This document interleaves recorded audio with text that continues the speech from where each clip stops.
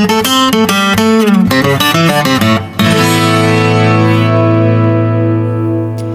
period of 1680 to 1745, the period to which Pope belonged, has been variously labeled in histories of literature as the Augustan Age, the period of English Neoclassicism, or even as the Age of Pope.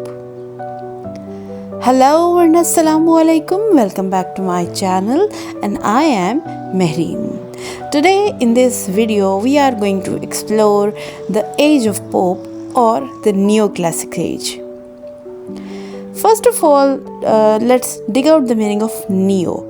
Neo means something which is new, or in a broader sense, something which is a revived form of a previous thing. That is why this is called a neoclassicism. Now we will explore that why this age is called neoclassical age. It is called Augustan or neoclassical because its writers sincerely believed that they were trying to bring about the highest refinement of their national literature, which had characterized the writings of Latin poets during the reign of Augustus in Rome. Way of writing was consciously modeled on ancient Greek and Roman literature or on the rules derived from it. The period is called classical, neoclassical, or pseudo-classical. Pseudo means something which is fake, and obviously the writings which were given in this period, they were fake because they were not the original.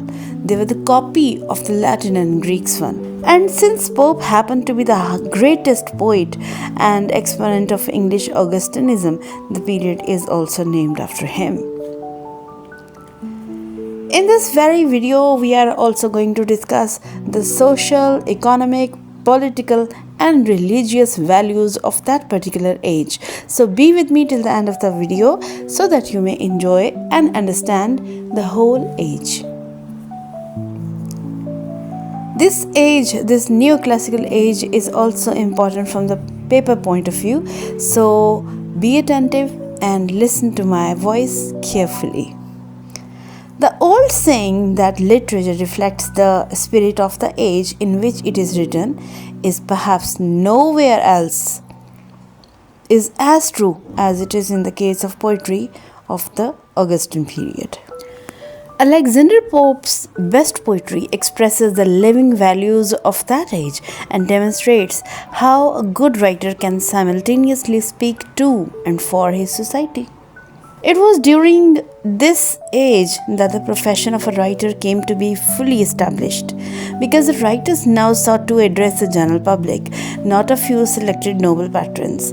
Remember, previously, the writers used to write only for the nobility, only for the royal families, but now the things have been changed.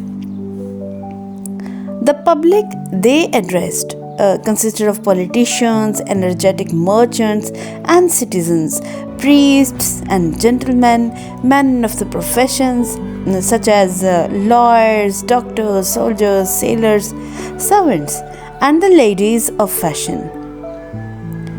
What is even more peculiar is that the writers began to take an exceptional interest in depicting the lives of these common people, and that is why the Augustan literature not only speaks to but also depicts ordinary citizens, their values and mores, their follies and foibles, prides and prejudices. The political situation of that age.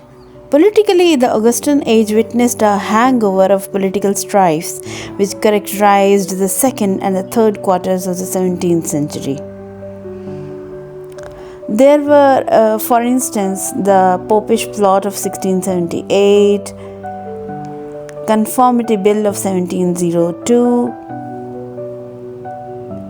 the attempts to block the succession of James II to the English throne, the Glorious Revolution of 1688, Conformity Bill of 1702, which led to violent dissent.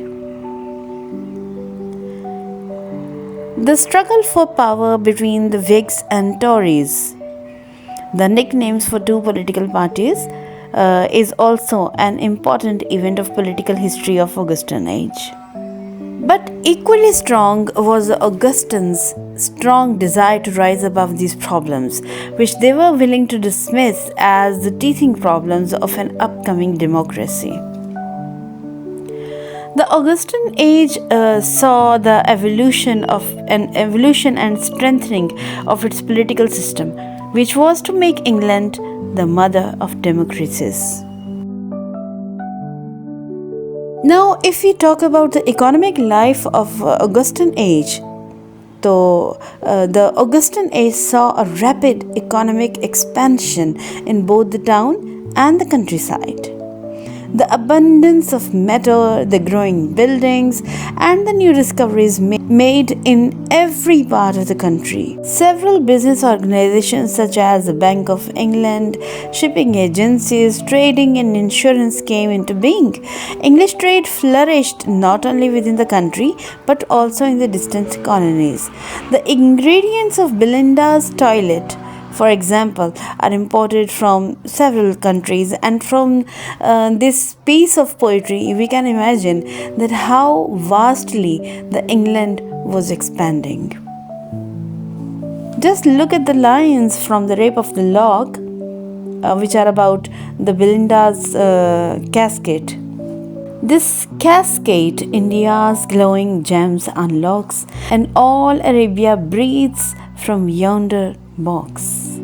The world around England and the world in the England was expanding. Business had indeed become a new practical philosophy of life, and the money grabbing businessman was no longer an object of ridicule but a man of honor, high place, and distinction. Commercial prosperity was not restricted to London alone, but extended itself to the countryside. The old system of undivided land was replaced by a system of enclosures. Agricultural produce showed a substantial increase with the introduction of agricultural reforms. The landed aristocracy no longer fared as badly as it had fared during Jacobean period. The prosperity of the landed aristocracy created a new enthusiasm for landscape gardening, enclosed meadows, and above all, the buildings of palatial houses in the countryside. Even though the changes affected many people, the overall result of this progress was a general prosperity brought about by the expansion of trade, new developments in methods of farming, and the progress of the agricultural economy. Now, if we look into the religious life of the Augustan age, what we find is religious controversies which were not without their political overtones continued. But the bitterness between the Roman Catholics and Protestants really assumed a violent form of expression. Nevertheless, the Roman Catholics were subject to a number of disabilities. Even Alexander Pope, this is very important to hear, listen carefully. Even Alexander Pope, the greatest poet of the Augustan age, could not attend either of the two well-known universities, Oxford and Cambridge, simply because he happened to be a Roman Catholic. No Roman Catholic was allowed to purchase and own property within 10 miles of London, and that was the reason why Pope's father had to leave London, though he was doing moderately well there. Pope's nephew could not practice as an attorney because of his Catholic faith. Here, it is very important to tell you one thing. Alexander Pope wrote to his friend Atterbury, who had been trying to convert him to Anglican Church. He wrote to him that, "I hope all churches and all governments are so far of God as they are rightly understood and rightly administered, and where they are or may be wrong, I leave it to God. I leave it to God alone to mend or reform them." Augustine emphasis on rationality and uniformity. This led to the development of what came to be known as Methodism. The social life of Augustines was by and large determined by the political, economic, and religious features. No doubt the old hierarchy consciousness continued and people still spoke of their superior or inferior ranks. The society also remained divided along religious and party lines. The Catholics, like Pope, formed their own social circles, and in fact, Pope's The Rape of the Lock was inspired by the desire to bring about reconciliation between two estranged Roman Catholic families, the Peters and Farmers.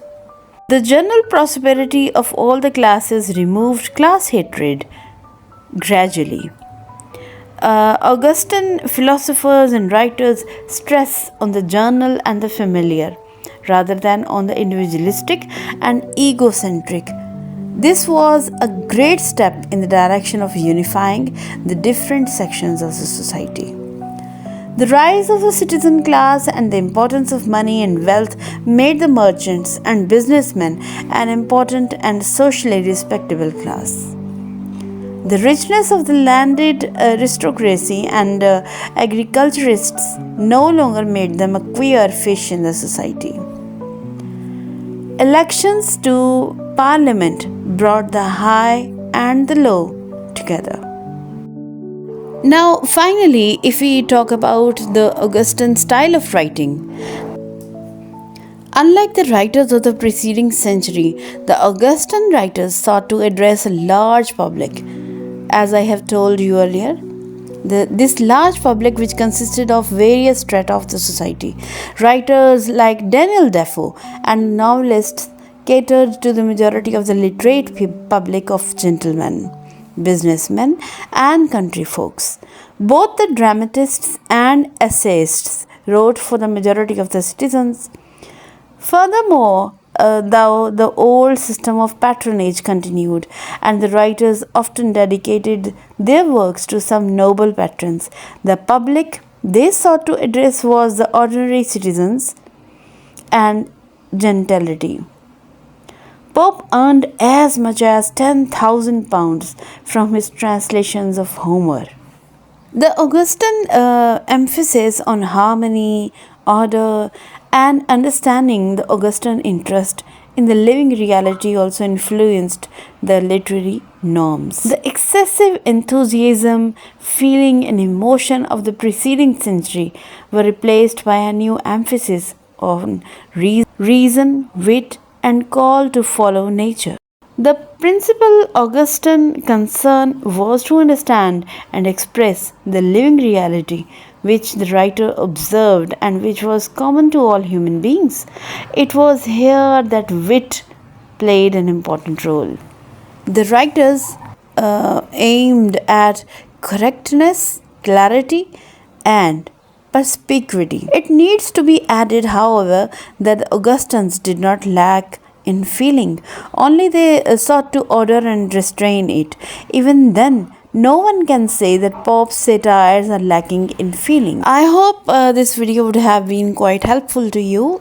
And in the coming videos, we will definitely going to discuss The Rape of the Lock by Alexander Pope, which is an outstanding mock heroic poem.